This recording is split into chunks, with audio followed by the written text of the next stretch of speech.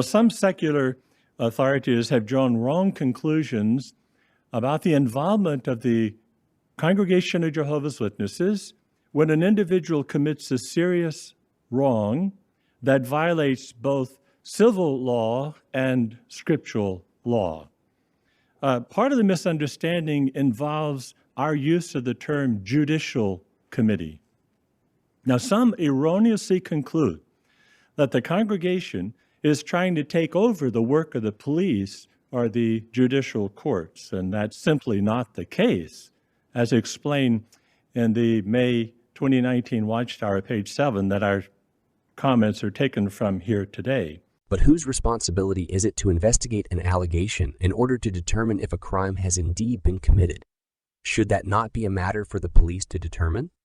He refers to the May 2019 issue of the Watchtower. Paragraph 7 of that article, Love and Justice in the Face of Wickedness, states the following. A sin against the secular authorities. Christians are to be in subjection to the superior authorities. Romans 13:1. We prove our subjection by showing due respect for the laws of the land. If someone in the congregation becomes guilty of violating a criminal law, such as by committing child abuse, he is sinning against the secular authorities. While the elders are not authorized to enforce the law of the land, they do not shield any perpetrator of child abuse from the legal consequences of his sin. The sinner reaps what he has sown.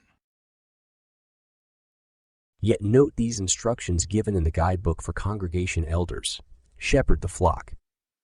The elders may learn of an allegation of child sexual abuse directly from the victim, through her parents, or through a trusted confidant of the victim.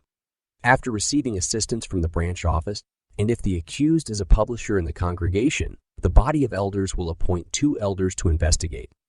These elders should carefully follow scriptural procedures and the Bible-based direction in this chapter and in chapter 12. According to Gary Breaux, the congregation is not trying to take over the work of the police. But isn't part of the work of the police to investigate criminal allegations? What happens if the investigating elders are unable to determine that a crime has been committed? Let's listen as Gary Breaux explains. And notice what he said, Matthew 18 and verse 16.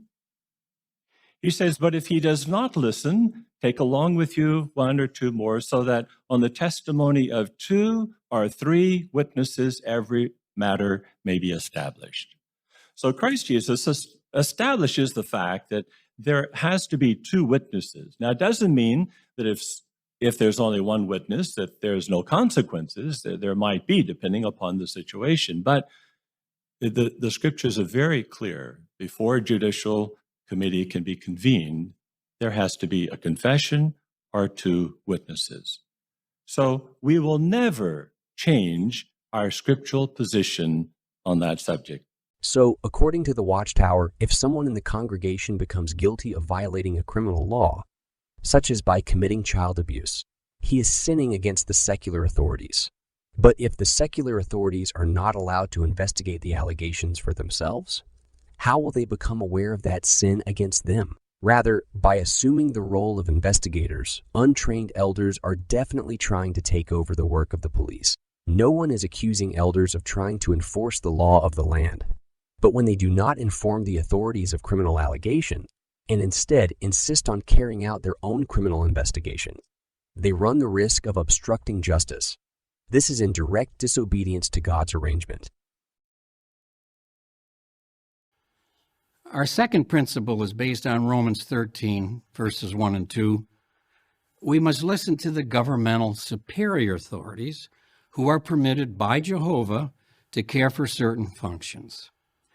The importance of listening to these authorities is emphasized in verse 2, where it says, whoever opposes the authority, or according to the footnote, whoever resists the authority, has taken a stand against the arrangement of God. We know that these authorities exist by God's permission, and it's His will that Christians be subject to them as long as what they require doesn't conflict with His law. News reports are filled with stories of people ignoring the direction from the authorities or even protesting against it. But rebelling against secular authorities constitutes a rebellion against God.